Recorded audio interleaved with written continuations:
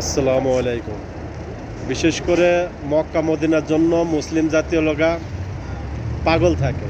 মুসলিম জাতি পাগল থাকে সবসময় মক্কা মদিনার জন্য, কারণ আমাদের প্রিয় নবী সেই সৌদি আরব এখানে ঘুমিয়ে আছে, মদিনাতে শুয়ে আছেন আমাদের প্রিয় নবী। আমি একজন আমার প্রিয় নবীর উম্মত, আমি এটা গর্ব করে বলতে পারি, কারণ আমার নবী হযরত মুহাম্মদ সাল্লাল্লাহু আলাইহি সাল্লাম।